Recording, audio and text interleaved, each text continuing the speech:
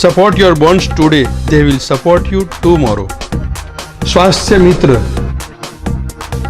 જેના પ્રાયોજક છે Siddhant lime private limited. સ્વાસ્થ્ય મિત્ર, બે ટીપા સ્લેક લાઇમ. સ્વાસ્થ્ય મિત્ર ડૉક્ટર ભૂપેશ ચાવડા સાથે. શરીરની સંપૂર્ણ તંદુરસ્તી માટે સ્વાસ્થ્ય મિત્ર અંતર્ગત mission fit 2020 for healthy life. સ્વાસ્થ્ય મિત્ર સિદ્ધાંત અલ્કકેડ liquid calcium natural immunity booster ઇન્ડિયાની એકમાત્ર કંપની જે FSSAI, USFDA, WHO GMP, ISO 45001 દ્વારા પ્રમાણિત છે. સિદ્ધાંત અલ્કકેડમાં કેલ્શિયમ, વિટામિન D3, મેગ્નેશિયમ છે જે આલ્કલાઇન, એન્ટીઓક્સિડન્ટ, નેચરલ એન્ટીબાયોટિક છે અને ORP સંતુલિત કરે છે જે ઇમ્યુનિટી વધારવામાં તેમજ 70 થી વધારે બીમારીઓમાં મદદરૂપ થાય છે. માત્ર 2 ટીપા લિક્વિડ કેલ્શિયમ સવાર સાંજ 250 ml હુંફાળા પાણીમાં નાખીને પીવાથી આશ્ચર્યજનક પરિણામ મળે છે. Siddhant lime private limited. નમસ્કાર દર્શક મિત્રો, મિત્ર ચેનલના આ બ્રોડકાસ્ટ સ્ટુડિયોમાં હું આપનો મિત્ર ડોક્ટર ભૂપેશ ચાવડા, સ્વાસ્થ્ય મિત્ર mission health 2020 with doctor Bhupesh ચાવડામાં આપ સૌ દર્શક મિત્રોનું સ્વાગત કરું છું. This program is supported by Siddhant lime private limited, દો બૂંદ સ્લેક હેલ્ધી લાઈફ માટે. મિત્રો, આજે આપણે જે વાત કરવાના છે તે થાઇરોઇડના રોગ અને થાઇરોઇડ એક હોર્મોન છે અને એ હોર્મોન થકી જે પ્લસ માઇનસ હોર્મોનમાં થતું હોય અને એના થકી બંને બાજુ આ રોગ ઉત્પન્ન કરતો આ એક વિશિષ્ટ રોગ છે અને અત્યારે આપણામાં લોકોમાં એની જાણકારી પણ ખૂબ જ આવી ગયેલી છે, પણ સાથે આપણી મૂંઝવણો પણ એટલી જ છે. તો આ મૂંઝવણો દૂર કરવા માટે આપણી સાથે મિત્ર ચેનલના બ્રોડકાસ્ટ સ્ટુડિયોમાં આપણે સુપર સ્પેશિયાલિસ્ટ ડોક્ટર્સને આમંત્રિત કર્યા છે. તો આપણે એમની ઓળખાણ કરી લઈશું. પહેલા હું ઓળખાણ કરાવીશ ડોક્ટર પ્રદીપ દલવાડી સાહેબને. ડોક્ટર પ્રદીપ દલવાડી એન્ડોક્રાઇનોલોજીસ્ટ છે, ડાયાબિટીસ, થાઇરોઇડ અને હોર્મોનના રોગોના નિષ્ણાત ડોક્ટર્સ છે. એવો પોતાની પ્રથમ diabetic and thyroid endocrine clinic ring road પર ITC બિલ્ડિંગની અંદર ચલાવી રહ્યા છે. એમને કોન્ફરન્સની અંદર નેશનલ ઇન્ટરનેશનલ લેવલ પર એમના પોતાના વિષયના જે સંશોધન પત્રો અમે લોકો કરતા હોય છે રિલીઝ, તેમાં એમનું સારું એવું પ્રદાન કર્યું છે. સાથે સાથે સામાજિક સોશિયલ વર્ક, સામાજિક અવેરનેસ માટેનું પણ જ્યારે પણ કામ પડ્યું છે ત્યારે સમાજ માટે ઉપલબ્ધ હંમેશા રહ્યા છે. સાથે ઓળખાણ કરાવીશ ડોક્ટર જીમિત વડગામા. એવો પોતાનું ક્લિનિક રિંગ રોડ પર લાલ દરવાજા પર સ્વામિનારાયણ ડાયાબિટીક અને હોર્મોન ક્લિનિક 5મે માળ પર ચલાવી રહ્યા છે. એ પોતે પણ ડાયાબિટીસ, થાઇરોઇડ અને હોર્મોનના રોગોના નિષ્ણાત ડોક્ટર્સ છે. એ પોતે પણ ન્યૂ સિવિલ હોસ્પિટલની અંદર આસિસ્ટન્ટ પ્રોફેસર તરીકે પણ એમને પોતાની સેવાઓ આપી છે. ત્યાં સિવિલ હોસ્પિટલના માહોલની અંદર સરસ સુપેરે સારું કામ કરવામાં એમણે નિપુણતા મેળવેલી હતી અને સાથે સાથે ઇન્ટરનેશનલ નેશનલ કોન્ફરન્સોમાં પણ એમને ભાગ લીધો છે. એમના પણ સંશોધન પત્રો એમાં સંશોધિત થયા હતા અને ખરેખર એમને પણ ખૂબ જ સામાજિક સેવાઓ પ્રત્યેનો એમનો ભાવ વધારે છે અને એ જ્યારે પણ આવું અવેરનેસનું પ્રોગ્રામની વાત આવે છે તો આપણી વચ્ચે હાજર જ હોય છે. મિત્રો, હવે હું તમારી જે ઓળખાણ કરાવવા જઈ રહ્યો છે ને, તો આપણા સુરત, સાઉથ ગુજરાત અને એવું કહી શકાય તો નેશનલ ફેકલ્ટી કહી શકાય એવા અમારા ભીષ્મ પિતામહ ડોક્ટર જયેન્દ્ર કાપડિયા સાહેબનો ઓળખાણ કરાવું છું. ડોક્ટર જયેન્દ્ર કાપડિયા સાહેબ family physician association Surat branch, Gujarat state branch અને નેશનલ લેવલની જે ફેમિલી ફિઝિશિયન ફોરમ અમારું છે તેના પ્રેસિડેન્ટ રહી ચૂક્યા છે. કોઈ પણ ઇનોવેશન્સ હોય, પબ્લિક સાથેના જ્યારે વાતાવરણ તંગ થયું હોય ને ત્યારે જો શાંત અને સરળ સ્વભાવમાં આખા ટોળાને એક કરી દેનાર અમારા ડોક્ટર જયેન્દ્રભાઈ કાપડિયા સાહેબ અમારું સુરતનું એક નજરાણું છે. ફેમિલી ફિઝિશિયનની અંદર અમે કહીએ તો અમારા ડોક્ટર મિત્રોને 108ના મણકામાં જો પરોવી રાખવાનું જો કામ કરતા હોય અને ખૂબ જ નવા નવા આઈડિયાઝ એ લઈને આવતા હોય. અમારી સોશિયલ એક્ટિવિટીઝની જે એક્ટિવિટી થાય છે તેમાં છેલ્લા કેટલા વર્ષોથી એને ચલાવવામાં પૈસા તો થતા હોય તો એ પૈસા પણ તમને કહું તો એ સાહેબ પોતે એક અમારા ટ્રસ્ટ છે તેમની અંદરથી એ લઈ આવે છે અને સાથે સાથે ખૂબ જ સારી બ્લડ ડોનેશનની છે કે પછી બુજુર્ગો કા હમસફર જેવી સોશિયલ એક્ટિવિટી અમે ખૂબ જ સુપેરે પાર પાડી રહ્યા છે. અને આજે બુજુર્ગો કા હમસફરની ફેમિલી ફિઝિશિયન એસોસિએશનની જે અમારી એક્ટિવિટી છે તે પૂરા ગુજરાત અને નેશનલ લેવલ પર પણ એ વખણાયેલી છે અને અમારું જોઈ અને મોટે ભાગેના ગુજરાતના યુનિટોએ એ પોતાને ત્યાં પણ ચાલુ કર્યું છે.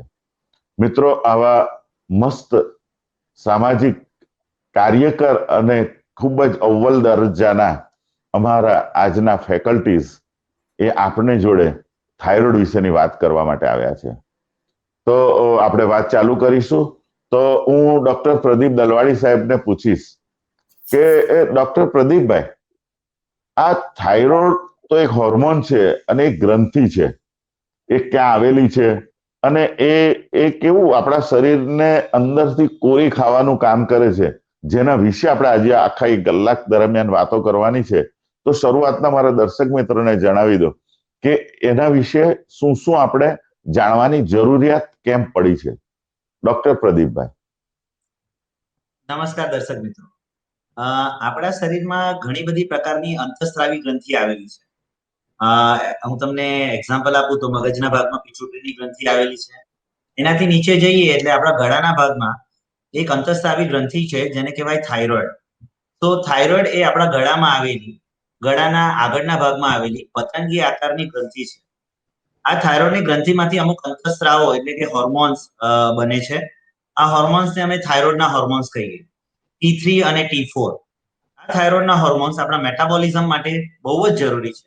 આપણા બોડીના કોઈ પણ સેલ, આપણા હેડથી ટો સુધી એટલે માથાથી પગ સુધીના શરીરમાં જેટલા પણ સેલ્સ છે, જેટલા પણ ઓર્ગન્સ છે, એ દરેક ઓર્ગન્સને પોતાનું કામ ઓપ્ટિમમ કરવા માટે આ T3 અને T4 નામના કેમિકલની જરૂર પડે છે.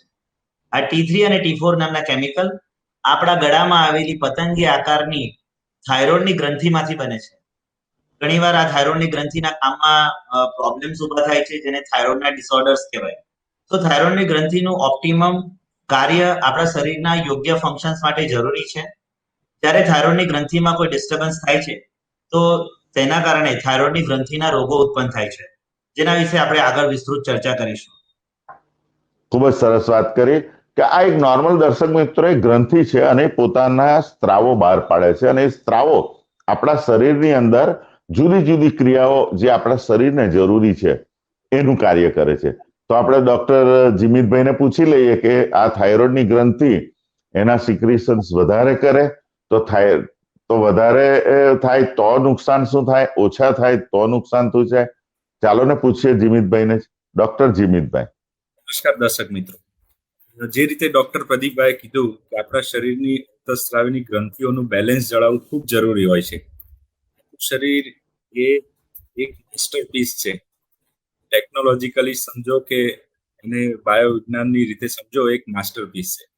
એટલી ઓછી માત્રામાં દરેક હોર્મોન બનતા હોય છે અને એટલી ઓછી માત્રાનું બેલેન્સ જાળવવું ખૂબ જરૂરી હોય છે. એટલે આપણા શરીર એમાં એટલી બધી સરસ મિકેનિઝમ રહેલી છે કે આ અંતઃસ્ત્રાવનું લેવલ લોહીમાં ઓટોમેટિકલી એ મેન્ટેન કરતા રહેતા હોય છે અને એના કોઈ પણ એમાં પ્રોબ્લેમ થાય તો એને લીધે અંતઃસ્ત્રાવનું પ્રમાણ લોહીમાં વધી શકે અથવા ઘટી શકે. બધાને એન્ડોક્રાઇન ડિઝીઝ કહેવાય છે અથવા અંતઃસ્ત્રાવ રિલેટેડ એને રોગ કહેવામાં આવે છે. જે રીતે આપણે સાંભળ્યું પ્રદીપભાઈ પાસેથી કે ગ્રંથિ રહેલી છે જે હોર્મોન બનાવે છે T3 અને T4, આનું લેવલ એક રીતે વધી શકે અથવા ઘટી શકે. તો એને લીધે એને હાઇપોથાઇરોઇડિઝમ અથવા હાઇપરથાઇરોઇડિઝમના નામના બે કોમન ડિઝીઝ આપણને જોવા મળે છે. જો અંતઃસ્રાવ બનાવતી ગ્રંથિનું લેવલ શરીરમાં ઘટી જાય તેને હાઇપોથાઇરોઇડિઝમ કહેવાય છે. આ ગ્રંથિ ગળાના ભાગમાં આવેલી અને T3 અને T4 હોર્મોન બનાવે, હોર્મોનના લેવલ ઓછા બનાવે તો તેને હાઇપોથાઇરોઇડિઝમ કહેવાય. આપણા શરીરમાં હોર્મોનની ઘટ પડે અને તેને લીધે આપણા શરીરમાં અનેક ટાઈપના સિમ્ટમ્સ કે સાઇન્સ એમાં ઉભા થાય. આ જ રીતે આનાથી વિરુદ્ધ દિશામાં લેવલ જો લોહીમાં વધી જાય, ગ્રંથિ કાં તો વધારે બનાવે અથવા બહારથી લેવામાં આવે તો લોહીમાં અંતઃસ્રાવનું હોર્મોનનું પ્રમાણ વધી જવાથી તેને હાઇપરથાઇરોઇડિઝમ કહેવામાં આવે. બંને રોગોના એક રીતે લોકલ લેંગ્વેજમાં કે ગુજરાતીમાં બે નામ કહી શકાય. જો હાઇપોથાઇરોઇડિઝમ હોય તો તેને લીલો થાઇરોઇડ કહેવાય છે, અને જો હાઇપરથાઇરોઇડિઝમ હોય તો સૂકો થાઇરોઇડ કહેવાય છે, જેને મોટે ભાગે વજન સાથે જોડીને જોવા મળે. આ બે ખૂબ જ કોમન થાઇરોઇડની બીમારીઓ છે. સિવાય આપણે જોઈએ છીએ કે થાઇરોઇડાઇટિસ, થાઇરોઇડ ગ્રંથિ પર સાદો સોજો આવે છે, ટેમ્પરરી સમય માટે આ તકલીફો ઊભી કરે છે. જનરલી એમાં ટ્રીટમેન્ટ વગર ઘણા ખરાને સારું થઈ જાય છે. થાઇરોઇડ ગ્રંથિમાં ગોઈટર નામનો એક પ્રોબ્લેમ આવે છે, એટલે કે થાઇરોઇડ ગ્રંથિની સાઇઝમાં વધારો થતો, મોટી થવી, કાં તો એ આખી ગ્લેન્ડ મોટી થઈ જાય જેને આપણે ગોઈટર કહીએ, જેનું કોમનેસ્ટ કારણ મલ્ટીનોડ્યુલર ગોઈટર અથવા તો પહેલાના જમાનામાં આયોડિનની ડેફિશિયન્સી હતી. અને હવેના જમાનામાં જે કોમનલી જોવા મળે છે તો એમાં નોડ્યુલ હોય, નાની અમથી ગાંઠ બની જાય, કે બહુ જ રેર કેસમાં એમાં થાઇરોઇડમાં કેન્સર જોવા મળે છે. કોમનલી આ ટાઈપના થાઇરોઇડની બીમારીઓ આપણે જોતા હોઈએ. ખૂબ જ સરસ વાત કરી. જીમિતભાઈ કીધું હાઇપોથાઇરોઇડિઝમ થાય, હાઇપરથાઇરોઇડિઝમ થાય, ગોઈટર થાય અને નોડ્યુલ્સ મોટું પણ થઈ જાય, ગળાની અંદર દેખાતું પણ થઈ જાય. પણ ગળાની અંદર દેખાતું ના હોય ત્યાર પહેલા પણ ફેમિલી ફિઝિશિયન પાસે આ રોગના માટે દવા કરવા માટે આવતા હોય છે. અને આપણા અત્યારના દર્દીઓ તો ખૂબ જ હોશિયાર હોય. તો ડોક્ટર જયેન્દ્રભાઈને આવીને એવું જ કહે કે સાહેબ મને થાઇરોઇડ છે, તમારે મારી દવા કરી દો ને. ડોક્ટર જયેન્દ્રભાઈ, તમારે ક્લિનિકમાં આવતા દર્દીઓ ને આ રોગ છે એવું કેવી રીતે તમે કહો? અને અમુક વખત તો ભણેલા ગણેલા ગૂગલ ગુરુની પાસેથી જાણીને આવેલા દર્દીઓ આપણને બહુ પજવતા હોય છે, ફેમિલી ફિઝિશિયનોને. તો તમારી એક્સપર્ટ ઓપિનિયન સર. વેલ, સૌથી પહેલા તો આપણી મિત્ર ચેનલને આવો સરસ જનજાગૃતિ અભિયાનના ભાગરૂપે થાઇરોઇડ વિશેની જે વાત કરવા માટે આજે ભેગા થયા છે, ખરેખર અત્યારના સંજોગોમાં ખૂબ જરૂરી છે. બીજું, ડૉક્ટર જીમિત અને ડૉક્ટર દલવાડી એ બંને આપણા શહેરના સુપર સ્પેશિયાલિસ્ટ એવા છે કે જે આ વિષય ઉપર ખૂબ જ ઊંડું જ્ઞાન ધરાવે છે.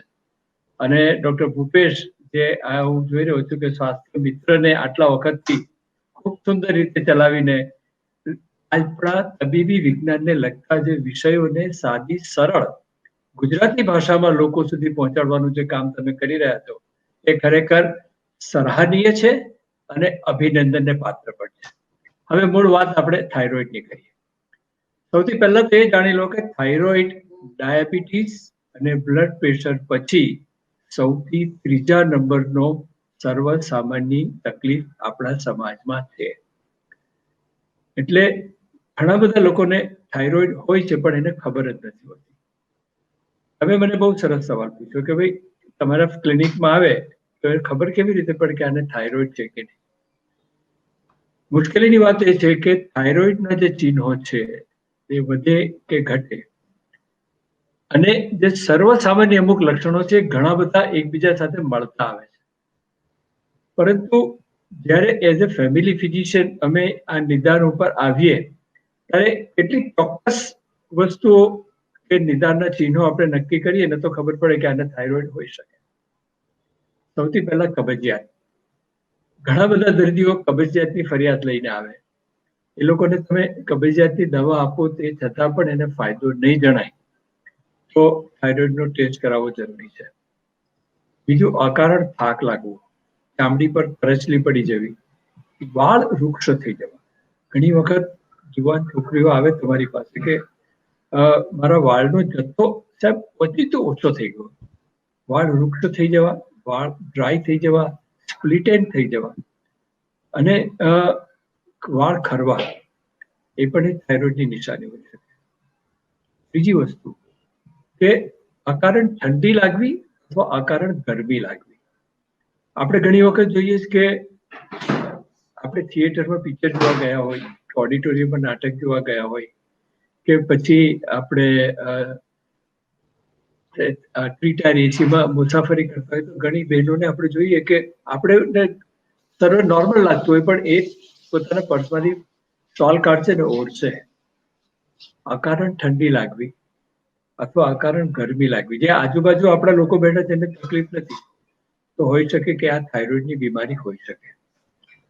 લોહીમાં કોલેસ્ટેરોલનું પ્રમાણ ઓચિંતું વધારે આવે અને બીજા બધા પેરામીટર્સ નોર્મલ આવે તો પણ થાઇરોઇડ હોઈ શકે. માસિકનો સ્ત્રાવ વધી શકે અથવા ઘટી શકે તો પણ થાઇરોઇડ હોઈ શકે. એટલે થાઇરોઇડ આપણા શરીરનું લગભગ અવાજ બેસી જાય, ઓચિંતો થોડા દિવસે અવાજ બેસી જાય, અવાજ ઘોઘરો થઈ જાય અને તમને ગળું સાફ કરો તે છતાં પણ તમારા અવાજની જે તીવ્રતા, એની માત્રા એના નોર્મલ ટોનમાં નહીં આવે તો પણ થાઇરોઇડ હોઈ શકે. એટલે આપણે રોજિંદી જે ફરિયાદો જોઈએ છે અને થાઇરોઇડની જે ફરિયાદો છે લગભગ એકબીજાને બંધ બેસતી આવે છે. ફેમિલી ફિઝિશિયનનું કામ જ એ છે કે આની અંદરથી એને શોધી આપવાનું કે તને થાઇરોઇડની તકલીફ છે કે નહીં. Thank you.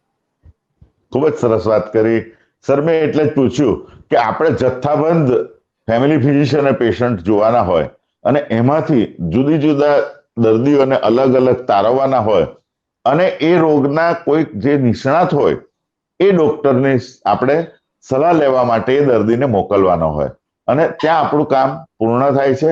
ત્યાંથી જે સુપર સ્પેશિયાલિસ્ટને બતાવીને આવશે તો ફરીથી જે ફોલોઅપમાં આવશે ત્યારે એ પૂરેપૂરા જ્ઞાન સાથે આવશે અને એ દર્દી લાંબા સમય સુધી તમારી જોડે જ રહેવાનો છે. એટલે દર્દીને શું થયું છે અને એની ટ્રીટમેન્ટ શું લખી છે એ પૂછ્યા પછી આપણે એને ફોલોઅપ કરવાનું હોય છે. તો ખૂબ જ સરસ વાત કરી જયેન્દ્રભાઈ.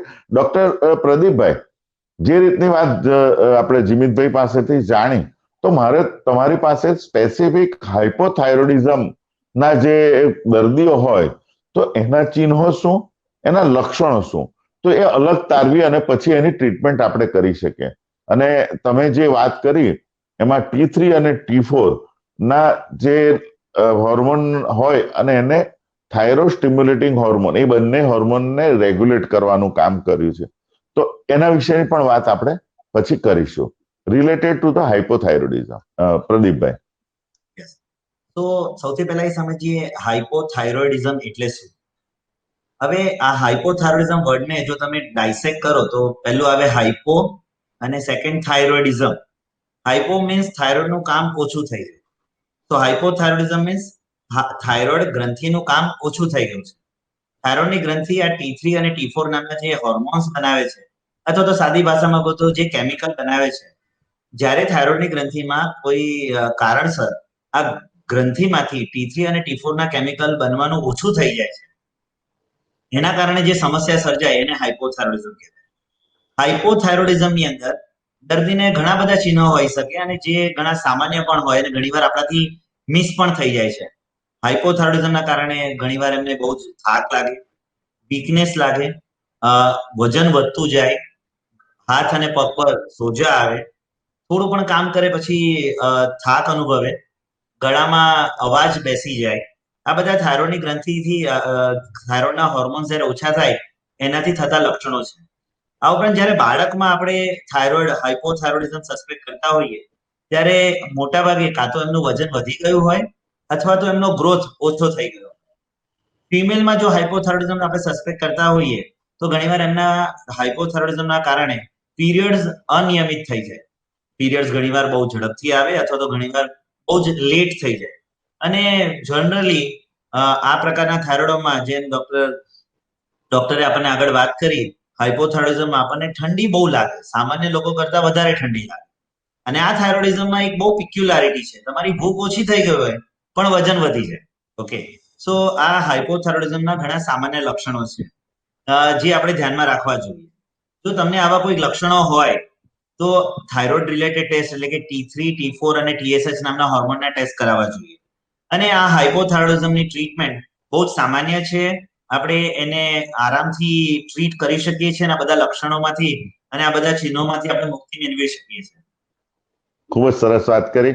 ડોક્ટર જીમિતભાઈ, જે રીતના પ્રદીપ સરે આપણને સમજાવ્યું કે હાઇપોથાઇરોઇડિઝમ કેવી રીતે અને એના લક્ષણો કેવા હોય, આપ અમને હાઇપરથાઇરોઇડિઝમ વિશે જણાવો કે એમાં કેવા રીતના લક્ષણો હોય અને એમાં કઈ રીતના આખા રોગની પ્રક્રિયા થતી હોય કે જે હાઇપોથાઇરોઇડિઝમથી અલગ જ હોય અને એ ઇમ્પોર્ટન્ટ કેટલી? ડોક્ટર જીમિતભાઈ. યસ, તો ડોક્ટર પ્રદીપભાઈએ જે રીતે આપણને સમજાવ્યું કે લોહીમાં T3, T4 એટલે થાઇરોઇડ હોર્મોનનું પ્રમાણ ઘટી જાય અને હાઇપોથાઇરોઇડિઝમ કહેવાય. તો એ જ રીતે હાઇપરથાઇરોઇડિઝમ, હાઇપર મતલબ થાય વધુ પ્રમાણમાં, તો આ ગ્રંથિથી જો T3, T4 નામના હોર્મોન્સ વધારે પ્રમાણમાં બનાવે, જરૂરિયાત કરતા વધારે પ્રમાણમાં બનાવે, તો તેને હાઇપરથાઇરોઇડિઝમ કહેવામાં આવે. ગુજરાતી ભાષામાં આપણે તેને સુકોથાઇરોઇડ કહેવામાં આવે. મોટે ભાગે એનું કારણ છે કે આ પ્રકારના દર્દીઓમાં વજન ઘટતું જાય છે. ગ્રંથિઓ હોર્મોન્સનું કામ છે કે શરીરના દરેક અંગને એક રીતે તમે સમજો કે નોર્મલ સ્પીડમાં ચલાવી રાખવાનું હોય છે. જે રીતે પ્રદીપભાઈએ કીધું, આ ઘટી જાય એટલે શરીરની બેઝલ મેટાબોલિક રેટ ઘટી જાય. એ જ રીતે જો આ હોર્મોન્સ વધી જશે હાઇપરથાઇરોઇડિઝમ, તો શરીરની એનર્જી વાપરવાની સ્પીડ વધી જાય. તો આ દરેક ટાઈપના પેશન્ટને વજન ઘટતું જશે, એ લોકોનું એનર્જી એક્સપેન્ડિચર વધતું જાય અને ભલે તેઓને ભૂખ વધારે લાગતી હોય, વજન ઘટતું જશે. એ એક રીઝન છે અને સુકોથાઇરોઇડ કહેવામાં આવે છે સાદી ભાષામાં. શું બીજા સિમ્પટમ્સ? જે રીતે ડોક્ટર કાપડિયા સાહેબે કીધું કે આપણને અમુક ફિમેલને ઠંડી વધુ લાગે છે, હાઇપરથાઇરોઇડિઝમમાં એનાથી ઉલટું, આ દર્દીઓને ભલે એસી કે પંખા નીચે બેઠા હોય, એ લોકોને ગરમીનું પ્રમાણ વધારે લાગે છે, બીજા કરતા વધારે ગરમી લાગે અને પરસેવાનું પ્રમાણ વધારે લાગે છે. આ ઉપરાંત હૃદય અને મગજને થોડું હૃદયના ધબકારાની સ્પીડ વધવાથી તે લોકોને પાલ્પિટેશન એટલે કે હૃદયના ધબકારા વધારે મહેસૂસ થાય, એવી સાયન્સ પાલ્પિટેશન કહેવાય છે. ધબકારા એ લોકોને વધારે મહેસૂસ થાય. એ લોકોને ક્યારેક હાથ ધ્રુજવાની, ટ્રેમર્સ કહેવાય, ધ્રુજારીની તકલીફ થઈ શકે છે. આ ઉપરાંત ઘણીવાર તે લોકોને લૂઝ મોશન્સ, જેમ કાપડિયા સાહેબે કીધું કે આ કોન્સ્ટિપેશન પહેલું સિમ્પટમ્સ હોઈ શકે હાઇપોથાઇરોઇડિઝમનું, એ જ રીતે હાઇપરથાઇરોઇડિઝમ વાળા પેશન્ટને 2 વાર કે 3 વાર રોજ ટોયલેટ જવું પડે. જો તેઓ પતલા ઝાડા નથી થતા પણ સ્ટૂલની ફ્રીક્વન્સી વધી જાય છે, દિવસમાં 2 વાર કે 3 વાર જવું પડે છે. આ ઉપરાંત માસિકની અનિયમિતતા પણ સૂકા થાઇરોઇડમાં થઈ શકે છે. સૂકા થાઇરોઇડના બીજા 2 કારણો હોય, જેમ કે આ થાઇરોઇડ ગ્રંથિમાં કાં તો ગાંઠ બની જવી, પેશન્ટને સાથે ગાંઠની તકલીફ પણ હશે, ગળામાં નાની ગાંઠ, આખી સાઇઝ વધી ગઈ હોય ગ્રંથિની. આ ઉપરાંત ગ્રેવ્સ ડિઝીઝ નામનો એક કારણ છે જે હાઇપોથાઇરોઇડનું મેઇન કારણ છે. સો ગ્રેવ્સ ડિઝીઝ શરીરની રોગ પ્રતિકારક શક્તિનો થોડો પ્રોબ્લેમ છે. એમાં થાઇરોઇડ, હાઇપરથાઇરોઇડના, સૂકા થાઇરોઇડના બીજા લક્ષણો સિવાય બીજા સ્પેસિફિક સાઇન્સ જોવા મળે છે, જેમ કે આંખની સાઇન્સ. સો એ પેશન્ટ્સને આંખોની સાઇઝ થોડી મોટી થઈ ગઈ એવું લાગે છે. અને ગ્રેવ્સ ઓપ્થેલ્મોપેથી કહેવાય, એટલે પેશન્ટ ગુસ્સો કરતો હોય એ રીતે એની આંખ મોટી સાઇઝની દેખાતી હોય, એમને વારંવાર આંખ લાલ થઈ જવી કે આંખમાં પાણી થઈ જવું કે આંખમાં દુખાવો થવો, એવા પણ બીજા સિમ્પટમ્સ આવે અને એ લોકોને નખની અને સ્કિનની, હેરની પણ નાની નાની તકલીફો થઈ શકે. તો આ હાઇપરથાઇરોઇડિઝમમાં આ પ્રકારના લક્ષણો જોવાય. ખરેખર સરસ વાત કરી. ડોક્ટર જયેન્દ્રભાઈ, જ્યારે આપણે રોગો વિશેની વાતો કરતા હોઈએ ને, ત્યારે ફેમિલી ફિઝિશિયનને તકલીફ એક જ હોય કે એ જ્યારે પણ કોઈ રોગ થયો છે એવી વાત દર્દીને કરે ને, ત્યારે પેલો દર્દી નાસીપાસ થઈ જતો હોય છે, ગભરાઈ જતો હોય છે. તમારા અનુભવો જણાવો ડોક્ટર જયેન્દ્રભાઈ. આટલા વર્ષોના મારા ફેમિલી ફિઝિશિયનનો અનુભવ તમને કહું કે કોઈ પણ દર્દીને કોઈ પણ મુશ્કેલ વાત એના ગળામાં ઉતારવાની અઘરી નથી, અસંભવ નથી. હું આ બહુ ખૂબ વિચારીને બોલું છું. જરૂર છે એને શાંતિથી સાંભળવાની, એની વાતને સમજવાની. ઘણી વખત દર્દીની ફરિયાદો આપણને બિલકુલ ક્ષુલ્લક લાગતી હોય, પણ એને માટે ખૂબ મહત્વની હોય. કેટલીક ફરિયાદો એવી હોય કે આપણને એવું લાગે કે આ રોગ સાથે કોઈ સંલગ્ન છે જ નહીં, એનું કોઈ સંકલન જ નથી. તે છતાં એને માટે એનું મહત્વ ઘણું વધારે હોય.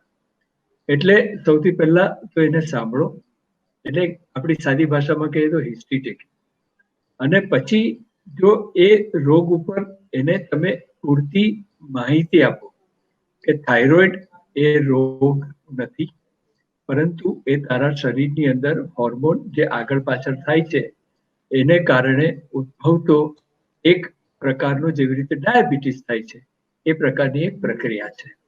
એને તમે એમ કહો છો ને કે તને થાઇરોઇડ રોગ થઈ ગયો, તો રોગ મતલબ ડિઝીઝ, અને ડિઝીઝ ઇઝ અ સ્ટિગ્મા. એને એમ થાય કે હવે મને થાઇરોઇડ થઈ ગયો. આપણે એને એમ સમજાવવાનું કે જો બ્લડ પ્રેશરના દર્દીએ જિંદગી પર દવા લઈને સારા રહેવું પડે છે ને, ડાયાબિટીસનો દર્દી હોય તો એને ઇન્સ્યુલિન લેવું પડે કે દવાઓ લઈને સારું થવું પડે. અને હવે તો ઇન્સ્યુલિનની જગ્યાએ નવી નવી દવાઓ પણ કેટલી બધી સરસ આવી છે, તો જિંદગી પર સારા રહે જ છે ને. એવી રીતે થાઇરોઇડ તને વધારે હોય કે ઓછું હોય, સુકો થાઇરોઇડ હોય કે તને હાઇપોથાઇરોઇડ હોય કે હાઇપરથાઇરોઇડ હોય, પણ તું જો આ દવા એની યોગ્ય માત્રામાં નિયમિત લેશે, અને સાથે સાથે એને પણ સમજાવવાનું કે આ તારા થાઇરોઇડ ટેસ્ટ, જેને આપણે થાઇરોઇડ ફંક્શન ટેસ્ટ કહીએ, એમાં T3, T4, TSH પણ આવી જાય, અને એ સિવાય જરૂર પડે તો આપણે free T3, free T4, auto immune parameters પણ કરાવીએ. એ તારે બધા ટેસ્ટ કરાવવાની જરૂર નથી, પણ T3, T4, TSH દર 3 મહિને કરાવવાનું, અને તને જે સલાહ સૂચન આપીએ એ જ માત્રામાં તારે દવા લેવાની છે. તારે દવા વધારવાની પણ નથી, તારે દવાનો ડોઝ ઘટાડવાનો પણ નથી. જો તું બરોબર લેશે તો તારો થાઇરોઇડ કાબુ રાખવાની જવાબદારી મારી છે. હું તારી એની નૈતિક જવાબદારી લઉં છું. તારે ફક્ત મને હું કહું તેમ કરવું પડશે. જો આટલું કરીએ ને ભૂપેશ, તો મોટે ભાગે તકલીફ આવતી નથી. सिद्धांत अल्क कैड liquid calcium natural immunity booster, India की एकमात्र कंपनी जो FSSAI, USFDA, WHO GMP, ISO 45001 द्वारा प्रमाणित है. सिद्धांत अल्क कैड में कैल्शियम, विटामिन D3, मैग्नीशियम है, जो अल्कलाइन, एंटीऑक्सीडेंट, नेचुरल एंटीबायोटिक है, और ORP संतुलित करता है, जो इम्यूनिटी बढ़ाने में एवं 70 से भी ज्यादा बीमारियों में सहाय करता है. सिर्फ 2 बूंद लिक्विड कैल्शियम रोज सुबह शाम 250 ml गुनगुने पानी में डाल के पीने से आश्चर्यजनक परिणाम मिलता है. सिद्धांत लाइम प्राइवेट लिमिटेड. સરસ સરસ કાપડે સાહેબ તમે વાત કરી.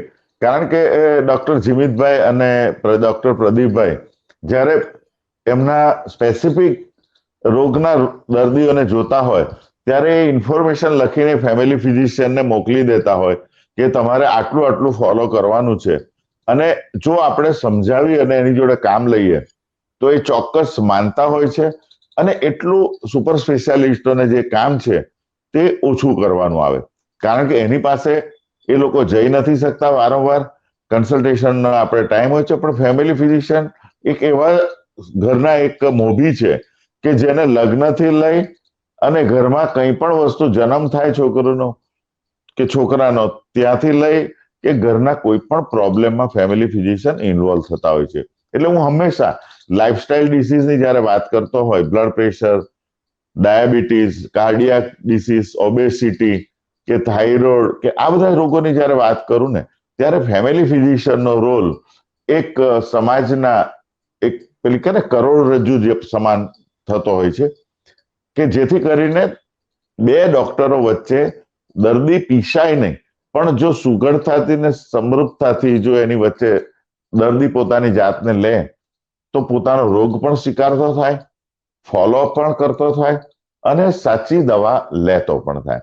ડોક્ટર જીમિતભાઈ, આપ જે વાત કરી હાઇપરથાઇરોઇડિઝમની, તો તેમાં આ ગોઈટર અને જે ગ્રેવ્સ ડિસીઝ વિશેની તમે જે વાત કરી, તો એના વિશેની જરા થોડીક ડિટેલમાં વાત કરશો અમને? હાઇપરથાઇરોઇડિઝમ એટલે સૂકા થાઇરોઇડના યુઝ્યુઅલી આપણે 2 કારણો જોવા મળે છે. આપણે થાઇરોઇડાઇટિસનો ટેમ્પરરી કોઝ આપણે કાઢી નાખીએ તો હાઇપરથાઇરોઇડિઝમ, સૂકા થાઇરોઇડના 2 મેઇન કોઝ. એક તો આ જે થાઇરોઇડ ગ્રંથિ છે એમાં કોઈ નાની ગાંઠ બની જાય, અને તો એ નોડ્યુલ હોય તો આખી જ ગાંઠ પર સોજો આવીને મલ્ટી નોડ્યુલર ગોઈટર વધારે પડતું કામ કરવા માંડે, એને ટોક્સિક નોડ્યુલર ગોઈટર કહેવાય. સો આ તો થાઇરોઇડ ગ્રંથિનો કોઈ એક ભાગ જે મગજના પિચ્યુટરી ગ્રંથિના નિયંત્રણની બહાર જઈને કામ કરવા માંડે અને ખૂબ વધારે હોર્મોન બનાવવા, ટોક્સિક ગોઈટર નોડ્યુલ કહેવાય. આખી ગ્રંથિ જ તે હોર્મોન વધારે બનાવતી અને આ રીતનું હોર્મોન પ્રોડક્શન વધારે.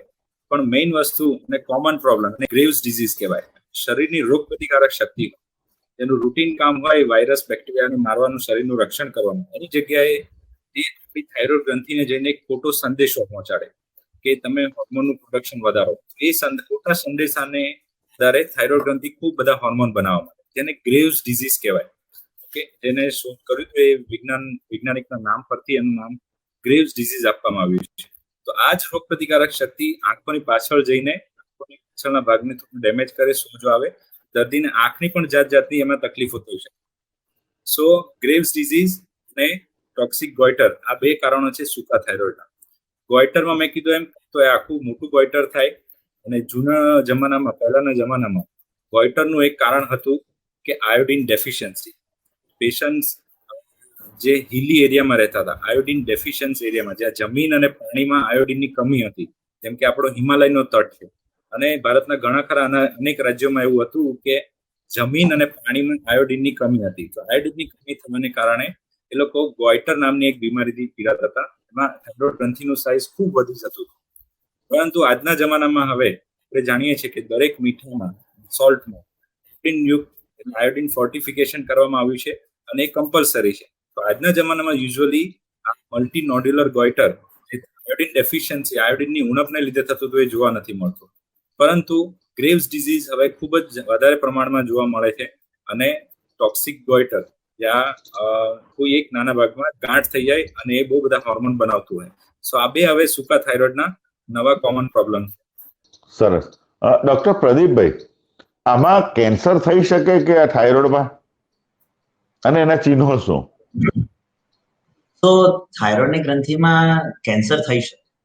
આપણા શરીરની કોઈ પણ ગ્રંથિમાં કેન્સર થવાની શક્યતા હોય, એવી જ રીતે થાઇરોઇડની ગ્રંથિમાં પણ કેન્સર થઈ શકે. પર્ટિક્યુલરલી જ્યારે કોઈને થાઇરોઇડની ગ્રંથિમાં, જેમ ડોક્ટર જીવિત વડગાએ કીધું કે નોડ્યુલ્સ હોય, નોડ્યુલ્સ એટલે કોઈ ગાંઠ હોય, ઓકે, તો એ ગાંઠ થાઇરોઇડની ગ્રંથિની અંદર હોય તો એમાં કેન્સર થવાની શક્યતા હોઈ શકે.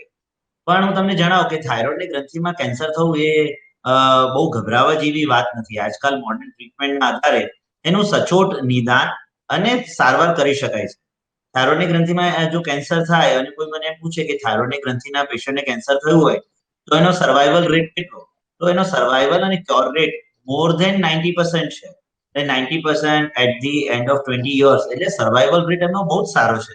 એટલે થાઇરોઇડની ગ્રંથિમાં કેન્સર મોટા ભાગે જ્યારે થાઇરોઇડની ગ્રંથિમાં કોઈ ગાંઠ હોય અને એ ગાંઠ જો વિષમ પ્રકારની હોય તો થઈ શકે, જે આપણે સોનોગ્રાફીની મદદથી જાણી શકીએ છીએ, FNAC ની મદદથી નિદાન કરી શકીએ છીએ અને એની યોગ્ય સારવાર લઈને એમાંથી સંપૂર્ણ છુટકારો પણ મેળવી શકાય છે. તો થાઇરોઇડનું કેન્સર એવું નામ સાંભળીને ગભરાવાની બિલકુલ જરૂર નથી. શક્યતા છે, પણ સાથે સાથે નિદાન અને સારવાર પણ સચોટ શક્ય છે. દોસ્ત, આપણે વાત કરી તો અત્યારે એ જ પૂછવા જઈ રહ્યો હતો તમને કે આપણે નિદાન સુધી તો આપણે ચિહ્નો આવી ગયા, લક્ષણો આવી ગયા, કેવી રીતે થાય છે તે વાત આવી ગઈ. તો આપણે હવે નિદાન પહેલા તપાસ કરાવવી પડે. સર, તમે બે એક તપાસો બોલ્યા, તો અમારા દર્શક મિત્રોને એ જણાવી દો કે બીજી કઈ કઈ તપાસ કરાવવી પડે નોર્મલ થાઇરોઇડના કેસની અંદર. ઓકે, ડોક્ટર પ્રદીપભાઈ. જો થાઇરોઇડની તપાસ વિશે વાત કરીએ તો સૌથી પહેલા આપણે એ જાણવાનો પ્રયત્ન કરવો જોઈએ કે થાઇરોઇડની ગ્રંથિ કેટલું સારું કામ કરી રહી છે, અથવા તો થાઇરોઇડની ગ્રંથિના કામમાં કોઈ ડિસ્ટર્બન્સ થયું છે કે નહીં. એટલે થાઇરોઇડની ગ્રંથિનું કામ શું છે? હોર્મોન બનાવે. આપણે સૌથી પહેલા શું ટેસ્ટ કરવું જોઈએ? હોર્મોન. કયા હોર્મોન ટેસ્ટ કરવા જોઈએ? તો કે થાઇરોઇડની ગ્રંથિમાંથી બનતા તો T3 અને T4 અને TSH આ સૌથી બેઝિક ટેસ્ટ છે. T3, T4 અને TSH ની મદદથી થાઇરોઇડની ગ્રંથિ કેટલું કામ કરે છે એ આપણને ખબર પડે. તો T3, T4, TSH બહુ બેઝિક ટેસ્ટ છે.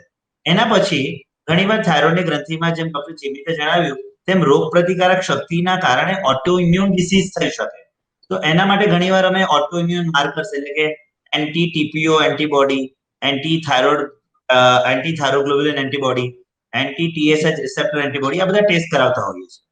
જો ઘણીવાર દર્દીને થાઇરોઇડની ગ્રંથિમાં સોજો હોય અથવા થાઇરોઇડની ગ્રંથિમાં કોઈ ગાંઠ થઈ હોય તો આપણે થાઇરોઇડની ગ્રંથિની સોનોગ્રાફી કરાવવી પડે, જેને કહેવાય ultrasound of thyroid gland. Okay, ઘણીવાર જો થાઇરોઇડની ગ્રંથિ બહુ ઓવર એક્ટિવ હોય અથવા તો અંડર એક્ટિવ હોય અને આપણે થાઇરોઇડની ગ્રંથિની એક્ટિવિટી જાણવી હોય તો થાઇરોઇડની ગ્રંથિની એક્ટિવિટી જાણવા માટે થાઇરોઇડની ગ્રંથિના રેડિયોએક્ટિવ આયોડિન સ્કેન કરાવવા પડે. હવે જો થાઇરોઇડની ગ્રંથિમાં કોઈ નોડ્યુલ્સ હોય અને સોનોગ્રાફીમાં એવું લાગે કે આ થાઇરોઇડ્સના નોડ્યુલ્સમાં કદાચ કોઈ કેન્સર થવાની શક્યતા છે, તો એ જાણવા માટે, એના નિદાન માટે એસ્પિરેશન સાઇટોલોજી એટલે ફાઇન નીડલ એસ્પિરેશન સાઇટોલોજી, જેને ટૂંકમાં FNAC કહેવાય, જેમાં નીડલ નાખીને થાઇરોઇડની ગ્રંથિમાંથી અમુક મટીરિયલ લઈએ અને લેબોરેટરીમાં ટેસ્ટ માટે મોકલીએ. સો FNAC નું પણ ટેસ્ટ કરવાની જરૂર પડી શકે. તો સાદી ભાષામાં કહું તો આ બધા થાઇરોઇડના ટેસ્ટ છે, જેની મદદથી થાઇરોઇડમાં થતા વિવિધ રોગોની માહિતી તમને મળે છે અને એ માહિતી અનુસાર અમે થાઇરોઇડની ટ્રીટમેન્ટ કરીએ છીએ. ખૂબ જ સરસ વાત કરી ડોક્ટર જયેન્દ્રભાઈ. આ જ્યારે તમે આ સુપર સ્પેશિયાલિટી ડોક્ટર્સ પાસે મોકલો અને જયેન્દ્રભાઈ એ દર્દી સાહેબને બતાવીને તમારી પાસે આવે છે અને તમને પૂછે, જો ને સાહેબ આટલા બધા રિપોર્ટ લખી આપ્યા છે, હવે મારે કરાવવાના છે, શું કરું? તમે કહો એટલા હું કરાવું, બાકી બધા છોડી દો ને. કે ડોક્ટર જયેન્દ્રભાઈ, તમારી પાસે હવે અત્યારે સચોટ વિજ્ઞાન પણ છે અને પેશન્ટની અજ્ઞાનતા છે. તમે એને કેવી રીતે મોટિવેટ કરશો કે નહીં, આ વસ્તુ જરૂરી છે અને કરાવવાનું છે? ડોક્ટર જયેન્દ્રભાઈ. સૌથી પહેલા તો હું એને એમ કહીશ કે આ બધા રિપોર્ટ તારે છે ને ભૂખ્યા પેટે કરાવવા જવાનું. સવારે આગલી રાત્રે તારે થોડું ઓછું ખાવાનું, વહેલું જમી લેવાનું. કારણ કે જમીને તમે થાઇરોઇડના રિપોર્ટ કરાવો ને ભૂખ્યા પેટે કરાવો, એમાં ક્યારેક ફરક આવે. સૌથી પહેલા એને કહેવાનું કે આ રિપોર્ટ તું કરાવવા જાય ને તો સવારે તું પાણી પી શકે, પરંતુ તારે નાસ્તો નહીં કરવાનો ને વહેલી સવારે પહોંચીને લેબોરેટરીમાં ટેસ્ટ કરાવવાના. બીજું, પ્રદીપભાઈને જે રીતે લખી આપે છે બહુ બધા ટેસ્ટ કાર્ડમાંથી કઈ કઈ કરાવવાના, તો હું એને એટલું જ સમજાવીશ કે આ ટેસ્ટ આ સાહેબે તને તારી થાઇરોઇડની પ્રકૃતિને ધ્યાનમાં લઈને લખી આપ્યા છે, એટલે આ ટેસ્ટ અત્યારે તો તારે કરાવવા જ પડે. હા, કદાચ અત્યારે તને એવું લાગતું હશે કે આ બધા ટેસ્ટની ખર્ચાળ છે, ની કિંમત વધારે છે, પરંતુ એક વખત તારો થાઇરોઇડ જો કંટ્રોલમાં આવી ગયો, તારા થાઇરોઇડના રિપોર્ટ્સના પેરામીટર તારી દવાથી કાબુમાં આવી ગયા, તો બીજી વખત કદાચ તારે આટલા બધા ટેસ્ટ કરાવવાની જરૂર પડવાની નથી. બીજી વખત તારે ફક્ત 3 જ ટેસ્ટ કરાવવા પડશે, T3, T4 અને TSH. અને આ બધામાં સૌથી અગત્ય તો છે થાઇરોઇડ સ્ટિમ્યુલેટિંગ હોર્મોન નામનો ટેસ્ટ. આમ કરીને એને સમજાવીએ ને તો એના મગજમાં ઉતરશે. અને મેં જોયું છે કે દર્દીને ખાસ કરીને ખર્ચો કરવામાં શરૂઆતમાં તકલીફ પડતી હોય, પણ જો તમે એને પ્રેમથી અને વૈજ્ઞાનિક રીતે સમજાવો, એને ખાલી એને સમજાવવા ખાતર ને એને વૈજ્ઞાનિક રીતે કે આ ટેસ્ટ જીમિત સાહેબે કે પ્રદીપ સાહેબે શું કામ તને લખી આપ્યા, એની પાછળનું કોઈ ચોક્કસ વજૂદ હશે ને, એની પાછળનું કોઈ કારણ હશે, તો જ તને આ ટેસ્ટ લખી આપ્યા હશે. એટલે એક વખત તમે એના મગજની અંદર આ ટેસ્ટની ઉપયોગિતા, આ ટેસ્ટના રિઝલ્ટ પછી એની ટ્રીટમેન્ટ કેટલી બધી સરળ બનશે, એની આવશ્યકતા, અને આ બધી ટ્રીટમેન્ટ શરૂ કર્યા પછી તારો થાઇરોઇડ કેટલો જલ્દી કાબુમાં આવશે, અને તું જે બધી ફરિયાદો લઈને આવ્યો છે ને એમાં તને કેટલો ઝડપથી રાહત થશે, એ તું પોતે એક વખત મહેસૂસ કરશે ને પછી તું કહેશે કે ના સાહેબ તમારી વાત બરોબર હતી. તો મને લાગે છે કે આ જ રીતે આપણે પેશન્ટને એપ્રોચ કરવો જોઈએ. એકદમ સરસ વાત. ને જયેન્દ્રભાઈ, બીજી એક વાત એ પણ કરવાની છે. આપણે ત્યાં તો દીકરીઓ પણ આવતા હોય, એના પપ્પા મમ્મી ફેમિલી આખું તો આપણી પાસે આવતું હોય, પણ જ્યારે એક માની દીકરી પ્રેગ્નન્ટ થવાની હોય, કારણ કે એમને પણ ડોક્ટર જયેન્દ્રભાઈની દવા લીધી છે, એમની આ છોકરી જન્મી ત્યારે પણ એમને પણ થાઇરોઇડ હતો. હવે એને દીકરીને જ્યારે બચ્ચું જન્મવાનું છે એટલે એમને તરત ચિંતા થાય કે સાહેબ આ મારી દીકરીને તો મહિના રહેલા છે અને સાહેબ આપણે આનું પણ હવે બરાબર કરવાનું છે, કઈ તકલીફ નહીં થવી જોઈએ. મારી વખતે તો તમે કેટલા સહકાર આપેલો ને મારી જોડે આવેલા ડોક્ટરની જોડે અને આપણે બધું કર્યું હતું સાહેબ, આ વખતે એવું આપણે નથી કરવું. પહેલેથી આપણે એની કાળજી લઈએ છીએ. Expert opinion જયેન્દ્રભાઈ. જો આવી પરિસ્થિતિની અંદર એને સમજાવવાનું કે પ્રેગ્નન્સીમાં થાઇરોઇડ આવી શકે. પ્રેગ્નન્સી પહેલા તને થાઇરોઇડ નહોતો, પરંતુ ઘણી વખત પ્રેગ્નન્સીમાં જેવી રીતે ડાયાબિટીસ આવી શકે એમ થાઇરોઇડનું પ્રમાણ પણ વધઘટ થઈ શકે. અને બીજી વસ્તુ કે અત્યારે તને એવું લાગશે કે અત્યારે મને થાઇરોઇડ આવ્યો છે, તારી ડિલિવરી થઈ જશે, ફરી પાછા આપણે થાઇરોઇડ ટેસ્ટ કરાવીશું, તો તો તે વખતે આ થાઇરોઇડ જતા ટાઈમે ધીરે ધીરે અને ઓછો પણ થઈ શકે. પરંતુ આ 9 મહિના ગર્ભધારણ કર્યાની પરિસ્થિતિથી શરૂ કરીને અને ડિલિવરી સુધી તારા થાઇરોઇડનું લેવલ તારે મેન્ટેન કરવા માટે થાઇરોઇડની દવા લેવી જરૂરી છે. અગત્યની વસ્તુ એ છે કે ઘણી વખત જે છોકરીઓ લગ્ન કરીને સાસરે લીધા હોય અને પછી જ્યારે આ પહેલી વખત આવી રીતે થાઇરોઇડ થાય કે જેને આનુવંશિક થાઇરોઇડ નથી, જેને આપણે હેરિડિટરી કહીએ એ નથી, તો એને પણ આપણે સમજાવવું પડે કે આ થાઇરોઇડ તને ડિલિવરી ટાઈમમાં આવ્યો છે, પરંતુ જો તું એની પૂરતી કાળજી લેશે અને દવાનો ડોઝ નિયમિત સાહેબે જે રીતે સૂચવો છે તેનું પાલન કરશે તો તારો થાઇરોઇડ સારો રહેશે અને તારી પ્રેગ્નન્સીના સંપૂર્ણ 9 મહિના દરમિયાન તને કોઈ તકલીફ થશે નહીં. એકદમ સરસ વાત કરી ડોક્ટર જીમિતભાઈ. આ જ વસ્તુને હું તમારી જોડે વાત કરવા માંગુ છું કે એન્ટીનેટલ ની પહેલા એના મધરને હોય અને એની માતાને આવે, અથવા તો થાઇરોઇડ હોય જ નહીં અને પ્રેગ્નન્સી દરમિયાન આવે, તો બંનેમાં શું ફેર અને એનાથી એના બાળકની અંદર શું તકલીફ થઈ શકે? કારણ કે આ બધી વસ્તુ તો એને આપણે પહેલી જ વિઝિટમાં સમજાવવાની હોય છે. તો આપ જરા વિસ્તારથી અમારી આ માતાઓને જે પ્રેગ્નન્ટ થવાની છે અને આ નોર્મલ રૂટીન આપણે ચેકઅપ કરાવતા હોય છે એમાં આવતું જ હોય છે, ક્યારે કરાવવો ટેસ્ટ અને બેના અંદર ફરક શું પડે, ન કરાવીએ તો અથવા તો કરાવીએ અને એમાં આવે તો? ડોક્ટર જીમિતભાઈ. યસ, ખરેખર આ એક ખૂબ જ મહત્વનો સવાલ છે. થાઇરોઇડ હોર્મોન પ્રેગ્નન્સી રહેવા માટે, ઓવ્યુલેશન માટે, પ્રેગ્નન્સી દરમિયાન બાળક અને માતા માટે પણ, બાળકના વિકાસ, બાળકના મગજના વિકાસ માટે પણ, પ્રેગ્નન્સી સારી રીતે 9 મહિના પૂરા થાય તેની માટે ખૂબ જ જરૂરી હોર્મોન છે. તો આ પ્રેગ્નન્સી દરમિયાન થાઇરોઇડ હોર્મોનનું લેવલ નોર્મલ જાળવવું પણ ખૂબ જરૂરી હોય છે અને આ જરૂરિયાત આપણે પ્રેગ્નન્સી રાખતા પહેલા પણ પૂરી કરવાની. સો જનરલી આપણે જોઈએ કે ડોક્ટર પ્રદીપભાઈ આપણને સમજાવ્યું કે જો હાઇપોથાઇરોઇડિઝમ નામની પ્રોબ્લેમ હોય જે ખૂબ જ કોમન છે, તો માસિકમાં અનિયમિતતા આવે અને પ્રેગ્નન્સી રહેવામાં મોડું થઈ શકે. સો આ બે ખૂબ જ કોમન પ્રોબ્લેમ હોય છે ને જો આને કંટ્રોલ ના કરવામાં આવે તો પ્રેગ્નન્સી રહેવામાં ઘણું ખરું મોડું થાય છે. અને અસિસ્ટેડ રિપ્રોડક્ટિવ ટેકનિક, સાદી ભાષામાં IVF ની ઘણીવાર આપણે આની મદદ લેવી પડે છે. સો આપણે જનરલી હવે રૂટીન થઈ ગયું છે બધા જ ગાયનેકોલોજીસ્ટ કે પ્રેગ્નન્સી પ્લાન કરતા પહેલા થાઇરોઇડ રિપોર્ટ કરાવવો બહુ જ કોમન થઈ ગયું છે અને એક રીતે સાચી વાત. જો એને સરસ પહેલા ડાયગ્નોઝ કરવામાં આવે અને સારી રીતે એની ટ્રીટમેન્ટ આપવામાં આવે તો પ્રેગ્નન્સી દરમિયાન કોમ્પ્લિકેશન્સને મિનિમમ રાખી શકે. સો પ્રેગ્નન્સી પહેલા જો થાઇરોઇડ હોય અને જો પ્રેગ્નન્સી પ્લાન કરવાની હોય તો આપણો TSH રિપોર્ટ આવે અને જનરલી આપણે 2.5 ની નીચે રાખવાનું, નોર્મલ રેન્જમાં 2.5 ની નીચે. તો આ માટે ઘણા ખરાને ટેબ્લેટ્સનો ડોઝ વધારવો પડે છે, ઘણા ખરાને જો ટ્રીટમેન્ટ ના લેતા હોય તો ઘણીવાર સ્ટાર્ટ પણ કરવું પડે છે અને આ જ લેવલ પ્રેગ્નન્સીમાં ટ્રાઇમેસ્ટર વાઇઝ એટલે કે મહિનાઓ દરમિયાન અલગ અલગ મહિનાઓના લેવલ પણ જાળવવું પડે છે. હવે જો આ રીતે ના કરવામાં આવે તો શું આપણને શરીરને, બાળકને શું તકલીફ થઈ શકે? એક તો મેં કીધું કે પ્રેગ્નન્સી રહેવામાં મોડું થઈ શકે. જો પ્રેગ્નન્સી રહી જાય તો પ્રેગ્નન્સીમાં અબોર્શન થવાનો રિસ્ક વધારે રહે. આ ઉપરાંત બાળકના વિકાસ માટે અને ખાસ કરીને બાળકના મગજના વિકાસ માટે ખૂબ જરૂરી હોય છે. બાળક વાળું જન્મવાની કે પ્રેગ્નન્સી દરમિયાન અર્લી ડિલિવરી, પ્રીમેચ્યોર બર્થ કહેવાય કે અબોર્શન થઈ જવાના રિસ્ક વધારે રહે છે અને ડિલિવરી પછી પણ જો બાળકને સ્ક્રીનિંગ ના થાય અને બાળકનું હોર્મોનનું લેવલ રેગ્યુલર ના હોય તો બાળકના પછીના મગજના વિકાસમાં, બાળકની ગ્રોથના અને બાળકની હાઇટ વધવામાં આ બધામાં જ ડિલે થઈ શકે અને એને લાંબા સમયની જે ખોડ રહી જઈ શકે છે.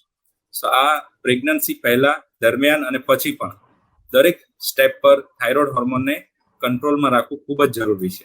એકદમ સરસ વાત કરી જીમિતભાઈ, તમે વાત કરી ને, પણ આમાં માતાને વાત છે ને, જયેન્દ્રભાઈએ તો બરાબર સમજાવ્યું હોય, તમારી પાસે મોકલ્યું છે, પણ તમે એવું કહેતા નથી આ રોગ છે ને આટલી તારે ટ્રીટમેન્ટ કરવાની છે ને આ રીતના તારે વર્તવાનું છે, પણ તમે ક્યારે ફરીથી આવવાનું છે ને તો દર્દીના મગજમાં થાય છે કે મારે ગાયનેકોલોજીસ્ટને જ ખાલી મળવાનું છે કે હવે તમારી પણ સાથે મારે રેગ્યુલર મુલાકાત લેવાની છે, તો ક્યારે ક્યારે લેવાની છે?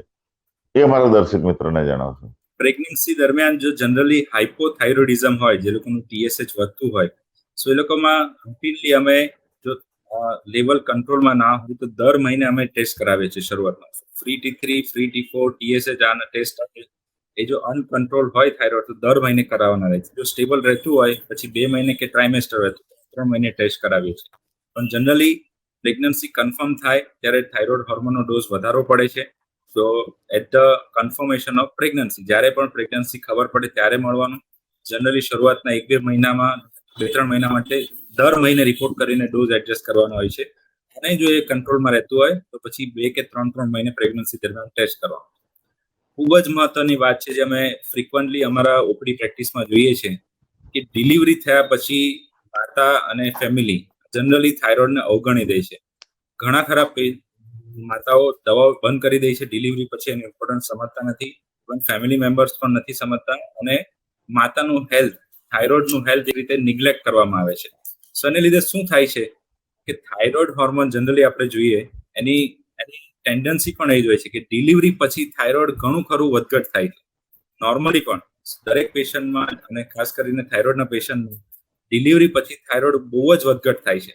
તો આ ખાસ મારી દરેક માતાઓને વિનંતી કે ડિલિવરી પછી થાઇરોઇડને અવગણવો નહીં. એટલીસ્ટ ડિલિવરી પછી 1 મહિનો થાય ત્યારે પણ રિપોર્ટ કરાવો અને ફ્રીક્વન્ટલી જોતા રહો. તમારું વજન વધઘટ થશે, ડિલિવરી પછી બોડીની ઇમ્યુનિટીમાં ખૂબ ચેન્જીસ થવાથી થાઇરોઇડ હોર્મોનમાં વધઘટ થશે અને બાળક માટે અને માતાના બંનેના હેલ્થ માટે ખૂબ જરૂરી છે.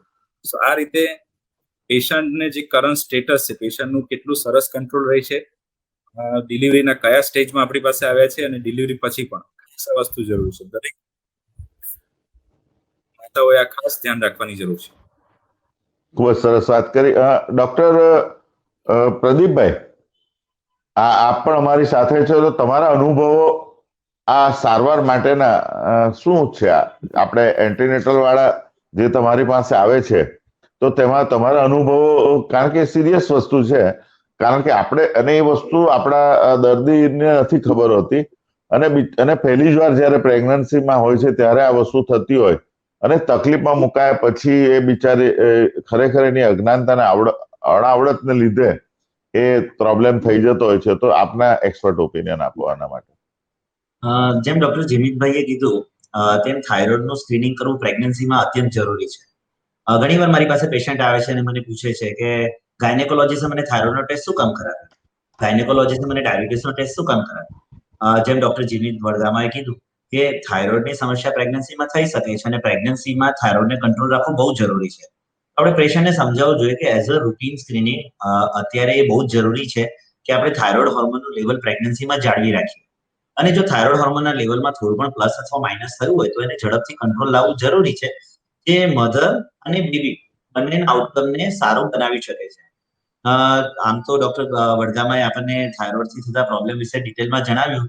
જે હું સમરાઇઝ કરીશ કે થાઇરોઇડ જો હોર્મોનનો ડિસ્ટર્બન્સ હોય તો પ્રેગ્નન્સી રહેવામાં પ્રોબ્લેમ થઈ શકે, જો પ્રેગ્નન્સી રહી જાય તો મિસકેરેજના ચાન્સ વધી શકે, અને જો થાઇરોઇડ હોર્મોનનું ઇમ્બેલેન્સ પર્ટિક્યુલરલી હાઇપોથાઇરોઇડિઝમ હોય તો બેબીના આઈક્યુને અફેક્ટ કરી શકે છે.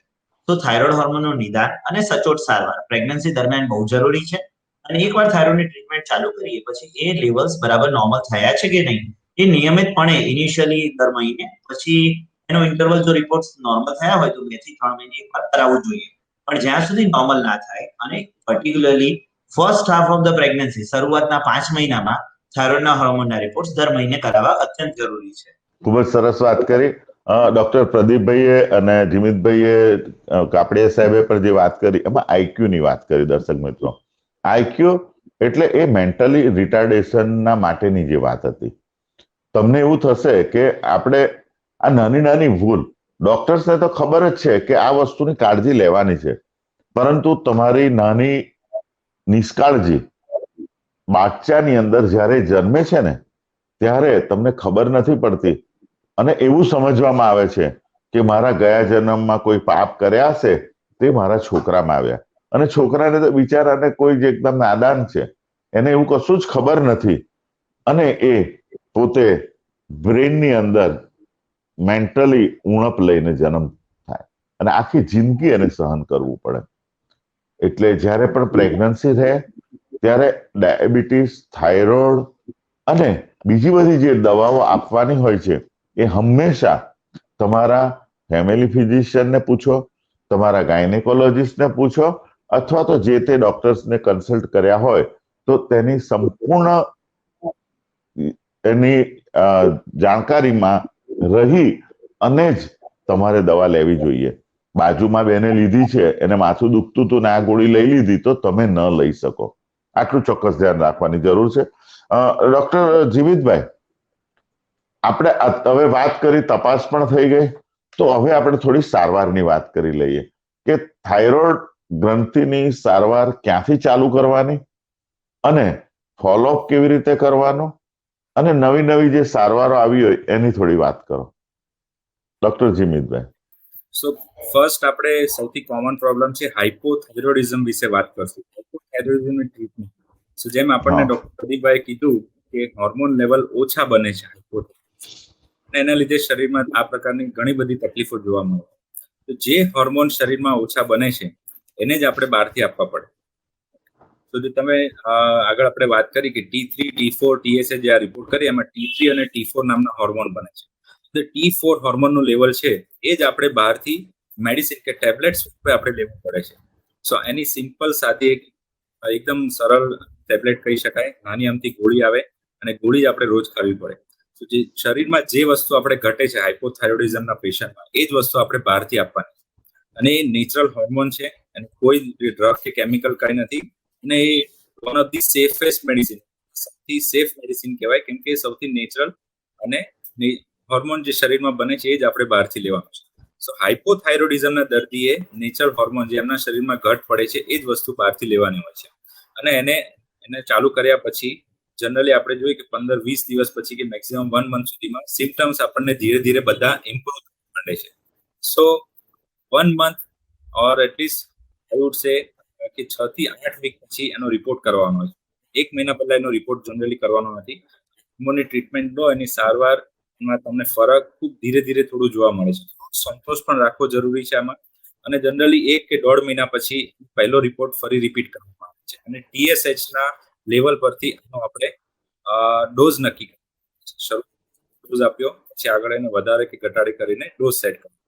સો હાઇપોથાઇરોઇડિઝમની ટ્રીટમેન્ટ સૌથી સિમ્પલ છે, જે હોર્મોન શરીરમાં ઘટે છે એ જ બહારથી આપો. सिद्धांत अल्क कैड liquid calcium natural immunity booster India की एकमात्र कंपनी जो FSSAI, USFDA, WHO GMP, ISO 45001 द्वारा प्रमाणित है.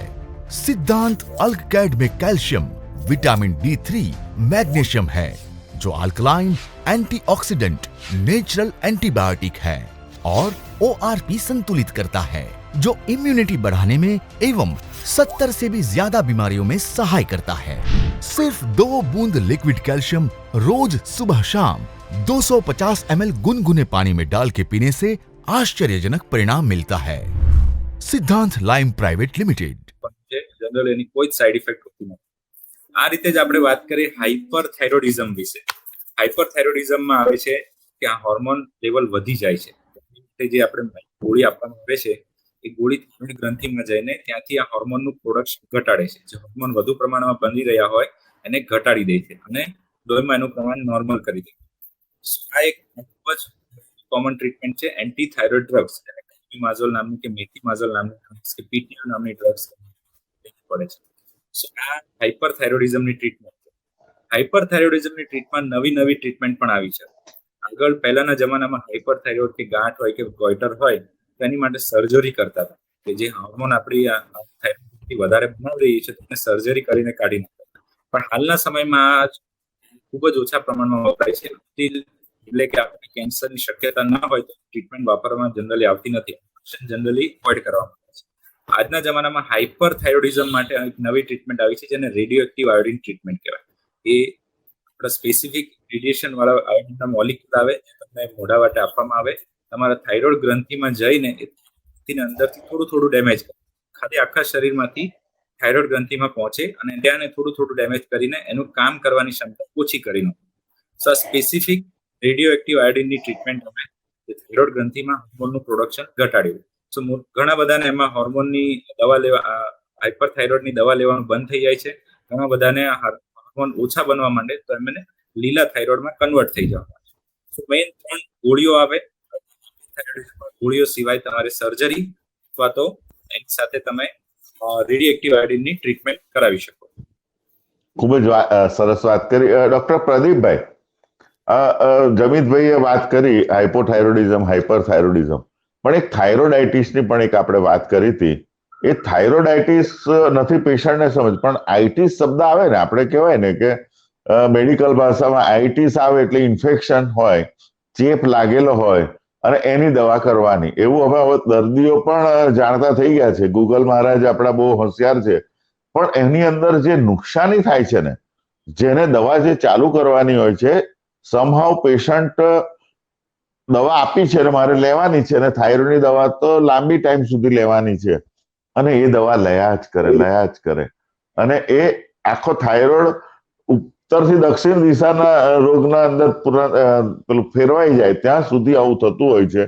એ આપણી દર્શકોની અજ્ઞાનતા છે, હું પણ સ્વીકારું છું. પરંતુ અમારા મિત્ર ચેનલના દર્શકો છે ને સર, હંમેશા પ્રિવેન્શન, અટકાવની વાત કરતા હોય છે, અને હું એમનો કહી શકાય ને એવો મિત્ર છું, તો હું હંમેશા એમને આવી બાબતોમાં વારંવાર ટોકતો હોઉં છું.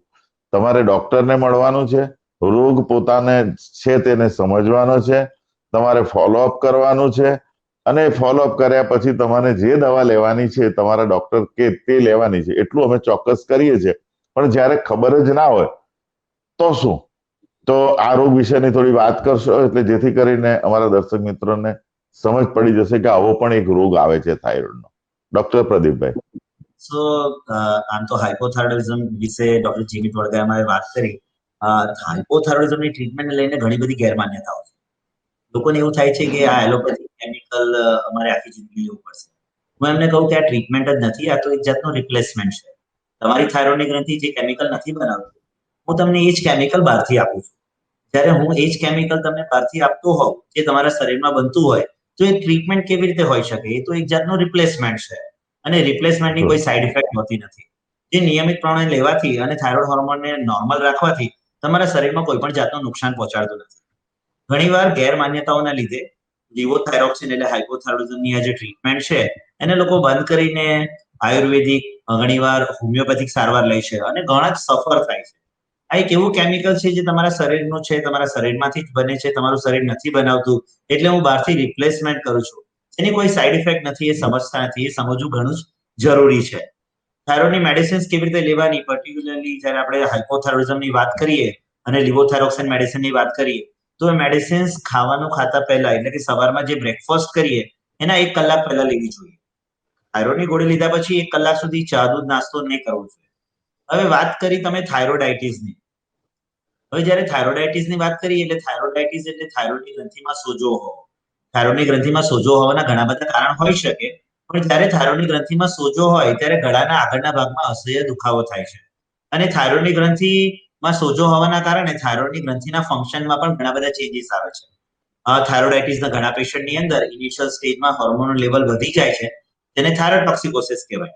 પછી થોડા સમય પછી એ હોર્મોન નોર્મલ બને છે અને યુથાઇરોઇડ સ્ટેટમાં આવી જાય છે, અને થાઇરોઇડની ગ્રંથિ પોતાનું કામ નોર્મલ રીતે કરે છે. પણ જો ઘણીવાર સોજો ઘણો જ વધારે હોય તો એ થાઇરોઇડની ગ્રંથિને ખૂબ નુકસાન પહોંચાડીને જાય છે, અને થાઇરોઇડની ગ્રંથિ પોતાનું કામ નથી કરી શકતી, એટલે લેટર ઓન પાછળ તેમને હાઇપોથાઇરોઇડિઝમ થઈ શકે છે. તો ઘણીવાર થાઇરોઇડાઇટિસ જ્યારે થાય ત્યારે ગ્રંથિમાં ઇનિશિયલી થાઇરોઇડટોક્સિકોસિસ એટલે હાઇપરથાઇરોઇડિઝમ જેવા સિમ્પટમ્સ આવે, પછી ઘણીવાર યુથાઇરોઇડ થઈ જાય, અને ઘણીવાર હાઇપોથાઇરોઇડિઝમના સિમ્પટમ્સ આવી શકે. તો આમ થાઇરોઇડાઇટિસમાં થાઇરોઇડની ગ્રંથિ ડિફરન્ટ તબક્કાઓમાંથી પસાર થાય છે, અને એ દરમિયાન એની ચોક્કસ ટ્રીટમેન્ટ તબક્કા અનુસાર જરૂરી હોય છે. અને એકવાર હાઇપોથાઇરોઇડિઝમ ફેઝમાં આવી જાય પછી લિવોથાઇરોક્સિનની ટ્રીટમેન્ટ લઈને એને ચોક્કસપણે મેનેજ કરી શકાય છે. ખૂબ જ સરસ વાત કરી. એટલે દર્શક મિત્રો, એ રોગની અંદર લાંબા ટાઈમ સુધી લેવાની જરૂર નથી હોતી, અને આવી જ જગ્યાએ ઊંટ વૈદો, પછી કહે ને કે લરી ગલ્લા વાળાઓ અને ભૂકી વાળાઓ ફાવી જાય છે. કારણ કે એ લોકોને આ રોગ વિશેની જ્યારે દર્દીઓને ખબર ના હોય, જો મેં પેલાનો થાઇરોઇડ મટાડી દીધો, હવે તું પણ આવી જાઉં, તારો થાઇરોઇડ મટાડી દઈશ. આ બધું અજ્ઞાનતાથી ફેલાતું દૂષણ છે. અને જ્યારે આવું 100%માંથી 10%માં આવું થતું હોય ને, ત્યાં જ ઊંટ વૈદોનો પેસારો થતો હોય છે. પરંતુ સજાગ નાગરિક આ બધા દૂષણોને આપણે બધાએ ભેગા થઈને નાથવાનું છે. હું તો તમારી પાસે સચોટ માહિતી લઈને આવું છું, પરંતુ એ સચોટ માહિતીને તમે આજે જ્યારે સાંભળો છો ત્યારે બીજા તમારા આજુબાજુના માણસોને, આજુબાજુના રિલેટિવ્સને આ વિષયનું જ્ઞાન આપવાની ખૂબ જ જરૂર છે. તમે અમારા એમ્બેસેડર્સ બનો. હું હંમેશા કહું છું કે જેવી રીતના કોઈ પણ પ્રોડક્ટ હોય અને એ પ્રોડક્ટના એમ્બેસેડર બને, અને એ તો પૈસા લઈને બને છે, પરંતુ આપણે કશું ના કરી શકીએ તો આપણે આવી વસ્તુના જ્ઞાનના એમ્બેસેડર બની અને જો આપણે લોકોની જો સેવા કરીશું ને તો આ સમાજની અંદરથી રોગ થતો જ અટકશે. એની જ્ઞાન ખરેખર ખૂબ જ જરૂરી છે. ડોક્ટર જયેન્દ્રભાઈ, આ વખતે હવે મને એવું લાગે છે કે આપણા દર્દી સારા થઈ જાય છે. દવાઓ લીધી છે તમે તો જયેન્દ્રભાઈ જે ડોક્ટરની ત્યાં મોકલા ને, તો એ તો બહુ સરસ ડોક્ટર હતા ને મને તો સારો જ કરી દીધો. હવે સાહેબ મારે શું કરવાનું? ડોક્ટર જયેન્દ્રભાઈ કાપડિયા. આપણી ફેમિલી પ્રેક્ટિસમાં ગમે તે માંદગી હોય કે ગમે તે બીમારી હોય, પહેલો સવાલ એ આવે કે શું ખાવાનું. આમ જોઈએ તો થાઇરોઇડની તકલીફ અને ખાવા જોડે કઈ જાજો સંબંધ નથી, પણ બે ત્રણ વસ્તુ ખાસ ધ્યાન રાખવા જેવી છે કે એક તો તમાકુનું સેવન કરતા હોય તો બંધ કરો, દારૂનું સેવન બંધ કરો, તમારી દૈનિક દિનચર્યાની અંદર યોગ, પ્રાણાયામ, નિયમિત કસરત, કોઈ પણ એક રમત ગમતને હંમેશા તમારા દિનચર્યાની અંદર સ્થાન આપો. બીજું, જેટલું બને એટલો ગડબડાટની અંદર કોઈ પણ નિર્ણય નહીં લો. વાત ખાવાની કે આવી રીતે વૈજ્ઞાનિક રીતે એવું ક્યાંક પુરવાર થયું છે કે લીલા ફોતરાવાળી દાળ ખાવાથી થાઇરોઇડમાં થોડો ફાયદો થાય છે.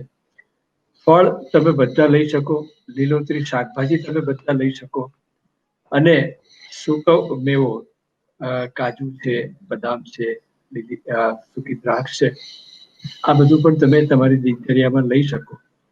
પણ વૈજ્ઞાનિક રીતે જોઈએ તો થાઇરોઇડ અને આપણી દૈનિક ખોરાકને બહુ ઝાઝો સંબંધ નથી, પણ આ બે ત્રણ વસ્તુઓ જો તમે ધ્યાન રાખો તો ચોક્કસ થાઇરોઇડની જે દવાઓ છે તે, અને એક વસ્તુ કે ડૉક્ટર જીમિતે પણ બહુ સરસ વાત કરી અને ડૉક્ટર પ્રદીપે પણ બહુ સરસ વાત કરી કે થાઇરોઇડની દવા ભૂખ્યા પેટે લેવાની.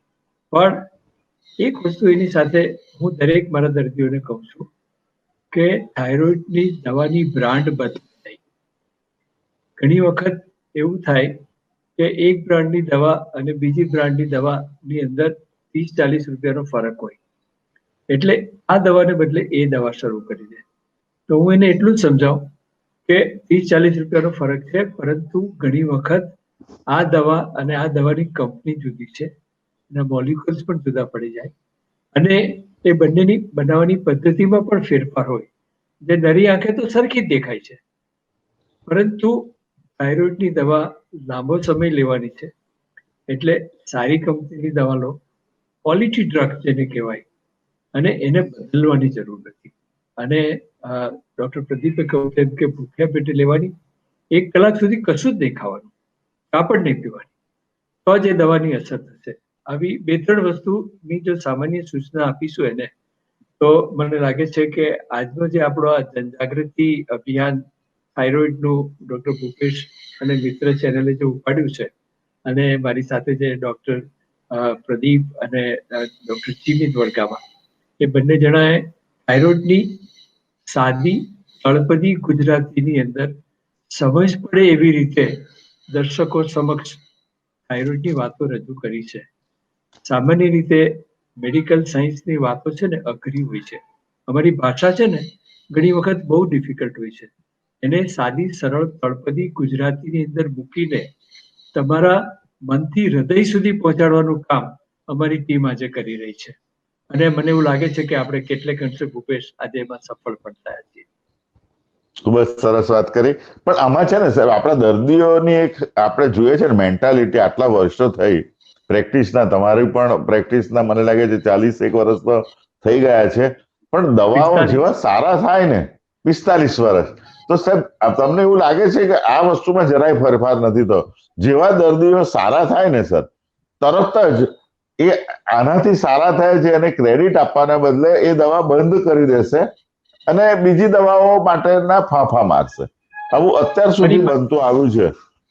ફરી પાછું અહીંયા ફેમિલી ડોક્ટરનો રોલ બહુ મોટો છે. એને તમે મારે એ જ સમજાવો જણાવું છું. હા, અહીંયા એને સમજાવો છો કે તારો થાઇરોઇડ ડોક્ટર જીમિતે, ડોક્ટર પ્રદીપભાઈએ કહ્યું તે રીતે કાબુમાં આવી ગયો છે, બરોબર છે. પણ અમે તને કહ્યું અને ડોક્ટર પ્રદીપે બહુ સરસ સમજાવ્યું કે હું તને કોઈ દવા નથી આપતો, હું તને રિપ્લેસમેન્ટ હોર્મોન આપું છું, કે તારો જ હોર્મોન તને પાછો આપું છું, એ ટેબ્લેટ રૂપે છે. એટલે જો તું બંધ કરી દેશે તો ફરી પાછી તારી કબજિયાતની તકલીફ આવવાની, ફરી પાછા વાળ ખરવાના, ફરી પાછો ગુસ્સો આવવાનો છે, તારા હૃદયના ધબકારા બી વધી જવાના છે, તને વારંવાર ગુસ્સો પણ આવવાનો છે, ચીડિયાપણું થવાનું છે, હાઈપો થશે, હાઈપર થશે, આવી બધી ફરિયાદો થશે. તારી ફરી પાછું તારે શૂન્યથી તારી સારવારની શરૂઆત કરવી પડશે. એટલે ઘણી વખત દર્દીને સાદી સરળ ભાષામાં સમજાવવાનું અને એને એના જે ભયસ્થાનો છે ને એ પણ ઘણી વખત બતાવવા જરૂરી છે. કારણ કે ભય સ્થાન બતાવીશું તો જ એના મગજની અંદર એ વાત ઉતરશે અને એ હંમેશા દવા ચાલુ રાખવાની કોશિશ કરશે. ભૂપેશ, એકદમ સાચી વાત કરી કે આટલા વર્ષો પછી પણ આપણે કોઈક રોગ માટે તો ભય બતાવવો જ પડતો હોય છે. નહીં તો ભય વગર ભીતિ ને પેલું કહે છે ને, તો કે ભય નહીં બતાવશો ને ત્યાં સુધી બરાબર છે, એ જ વાત કરવા જઈ રહ્યો હતો. સર, સાચી વાત છે. એટલે લોકોને સમજણ માટે મૂકવા માટે આપણે આટલા બધા પ્રયત્નો કરીએ છીએ, પરંતુ હજુ કંઈક કચાશ રહી જાય છે. ડોક્ટર પ્રદીપભાઈ અને જીમિતભાઈ પણ આ વાત સાથે એકદમ જ અમારી સાથે વાત સાચી સમજશે. પ્રદીપભાઈ, તમે જયારે નવા જનરેશન સાથે વાત કરવાની હોય છે, નવા જે અમારે તો કીધું સરે કે 45 વર્ષની પ્રેક્ટિસ થઈ, તમારી હજુ ઓછી પ્રેક્ટિસ છે, પણ આ કદાચ તમે અમારામાંથી પણ શીખી શકશો. અને સાહેબે જે વાત કરી ને બ્રાન્ડ બદલવાની, તમારો અનુભવ જણાવશો સર? ડોક્ટર પ્રદીપભાઈ. હું ડોક્ટર જયેન્દ્ર કપાડિયા સાથે કમ્પ્લીટલી એગ્રી છું. જ્યારે પણ આપણે હાઇપોથાઇરોઇડિઝમની ટ્રીટમેન્ટ કરતા હોઈએ, ડેફિનેટલી આપણે બ્રાન્ડ નહીં ચેન્જ કરવી. જે બ્રાન્ડ ડોક્ટરે તમને લખી છે એ જ બ્રાન્ડ તમારે કન્ટિન્યુ રાખવી જોઈએ. ઘણીવાર અમે જોયું છે કે બ્રાન્ડ ચેન્જ કરવાથી અથવા તો ઇન્ફિયર ક્વોલિટીની મેડિસિન્સ લેવાથી થાઇરોઇડ હોર્મોનમાં બહુ જ ફ્લક્ચ્યુએશન્સ થાય છે અને એના કારણે થાઇરોઇડના લક્ષણ ફરી પાછા આવે છે. એટલે હું તમને આગ્રહ કરીશ કે થાઇરોઇડની બ્રાન્ડ જે તમને ડોક્ટરે લખી આપી છે એ હાઈ ક્વોલિટીની બ્રાન્ડ હોવી જોઈએ અને એ બ્રાન્ડ જે લખી છે એને ઇન્ટરચેન્જ નહીં કરવી જોઈએ. ભલે તમે બીજી બ્રાન્ડની ગોળી સેમ સ્ટ્રેન્થની હોય પણ એ બ્રાન્ડને રિપ્લેસ નહીં કરવી જોઈએ. ઘણીવાર બ્રાન્ડ રિપ્લેસ કરવાથી પણ થાઇરોઇડ હોર્મોનના લેવલ્સમાં અપ્સ અને ડાઉન્સ થઈ શકે છે. એકદમ સાચી વાત. મેં તમને સર એટલા માટે જણાવ્યું કારણ કે હમણાં મારે ગયા મહિને જ મારે એક દર્દીને મેં આપી હતી અને સાહેબ 2 મહિના પછી ફરીથી જયારે રિપોર્ટ કરાવ્યો તો નોર્મલ આવી ગયેલું TSH એનું, અને 2 મહિના પછી કરાવ્યું તો એ 5 નું સીધું 13 સુધી પહોંચી ગયું. પછી મેં જયારે પ્રિસ્ક્રિપ્શન એને કીધું ને કે તું મારું પ્રિસ્ક્રિપ્શન જૂનું લાવ અને પછી જયારે ફરીથી આ દવા લઈને મને બતાવ, ત્યારે એ લઈને આવે ને ત્યારે એને મને કીધું સાહેબ દવા આ તો નથી, બીજી મને આપી હતી ત્યાંથી. એટલે પેશન્ટની કોઈ વખત જાણ બહાર પણ મેડિકલ સ્ટોર્સ વાળા જો દવા બદલી નાખતા હોય તો નોર્મલ, ત્યાર પછી મેં ફરીથી રિપીટ કરાવ્યું ને આ વખતે હમણાં કર્યો રિપોર્ટ 4 વીક પછી, તો એ પાછું ઓટોમેટિકલી 5 કે 6 પર આવી ગયું, 5.5 આવી ગયું હતું એનું. એટલે દવા બદલ્યા વગર સેમ ડોઝ રાખીને પણ આ વસ્તુ મારી સત્ય ઠરી હતી. એટલે આજે તમારો એક્સપર્ટ ઓપિનિયન લીધો.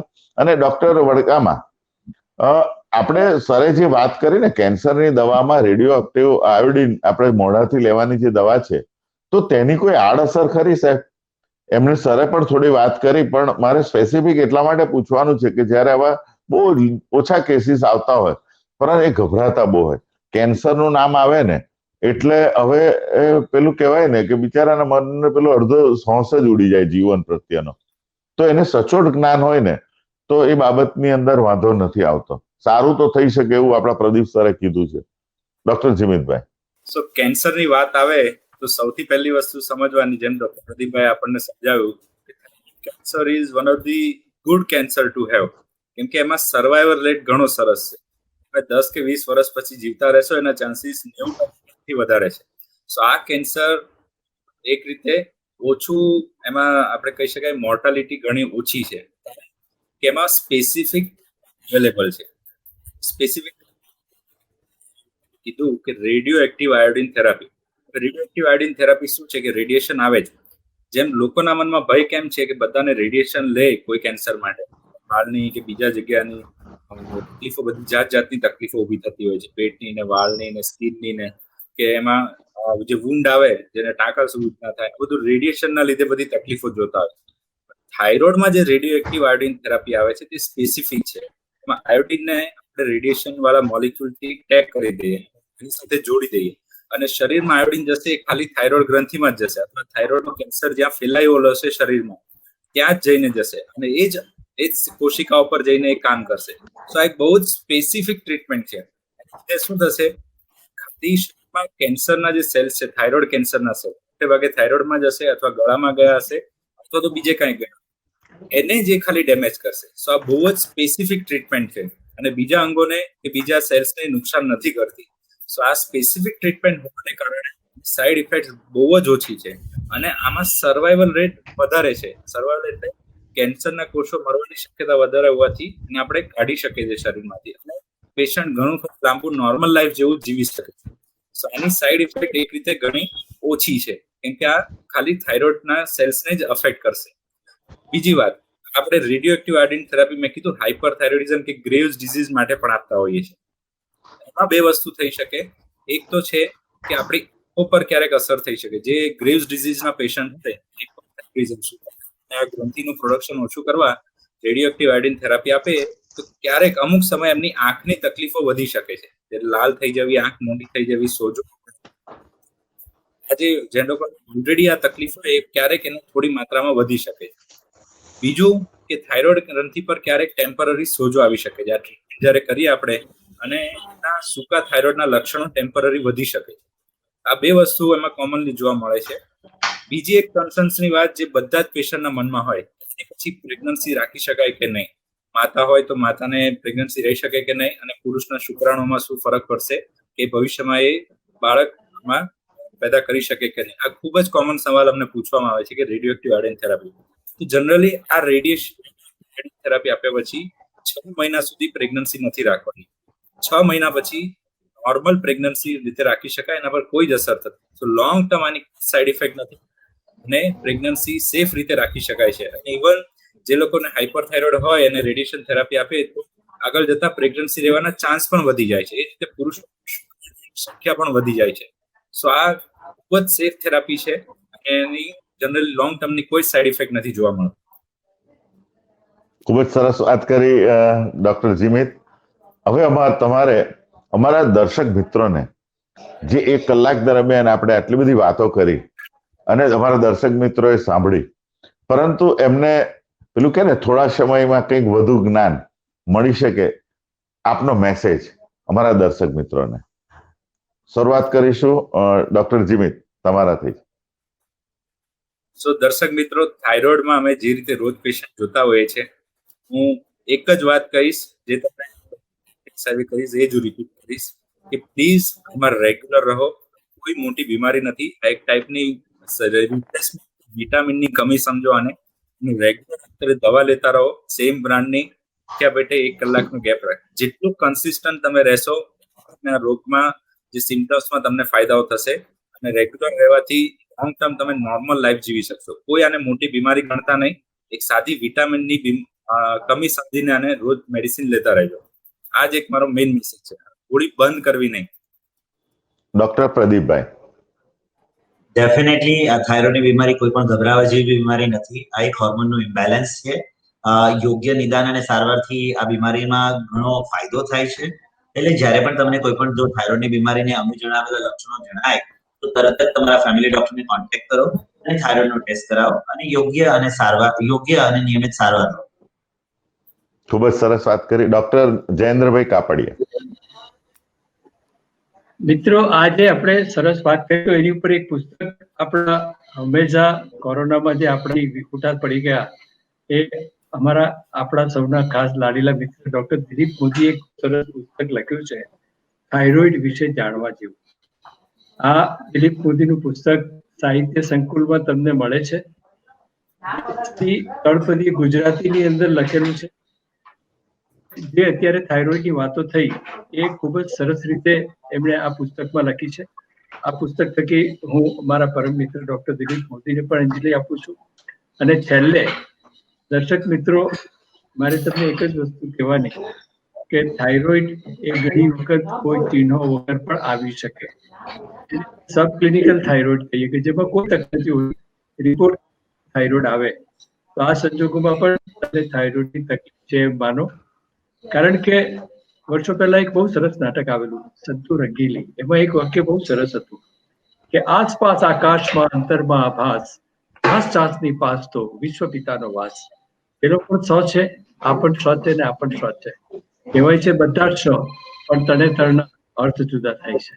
તો મિત્રો, આપણે સાચો થાઇરોઇડનો અર્થ સમજીએ, એને વિચારીએ અને એને અમલમાં મૂકીએ, તંદુરસ્ત રહીએ, ઘરને તંદુરસ્ત રાખીએ, કુટુંબને તંદુરસ્ત રાખીએ, સમાજને તંદુરસ્ત રાખીએ, તો દેશ આપણો આપોઆપ તંદુરસ્ત રહેશે. Thank you very much. ખૂબ જ સરસ વાત કરી ડોક્ટર જયેન્દ્રભાઈ કાપડિયા સાહેબ, ડોક્ટર પ્રદીપભાઈ ડોક્ટર જીમિત વડગામા, આપ સૌ અમારા મિત્ર ચેનલના બ્રોડકાસ્ટ સ્ટુડિયોની અંદર આવ્યા. અમારા દર્શક મિત્રોને ખૂબ જ સરસ રીતના તમે ખૂબ જ સરળ શૈલીમાં જ્ઞાન આપ્યું, એ બદલ અમે આપ સૌનો ખૂબ ખૂબ આભાર વ્યક્ત કરીએ છીએ. અને મિત્રો, દર્શક મિત્રો, આવી જ રીતના તમારી મૂંઝવણ અમે અમારા મિત્ર ચેનલના સ્ટુડિયોમાં વ્યક્ત કરશો તો અમે એને દૂર કરવા પ્રયત્ન કરીશું. અને તમને કોઈ બીજો સારો વિષય વિશે જાણવાની ઇંતજારી હોય તો એ પણ આપ અમારા મિત્ર ચેનલના સ્ટુડિયોની અંદર જણાવશો. તો હું આપનો મિત્ર ડોક્ટર ભૂપેશ ચાવડા, સ્વાસ્થ્ય મિત્ર mission health 2020 with doctor Bhupesh Chavda ચોક્કસ તમારી સમક્ષ આવશે અને એના વિશેની આપણે જાણકારી આપ સૌને આપીશું. તો આ જે આરોગ્ય શ્રેણીમાં હું આપની રજા લઉં છું. નમસ્કાર.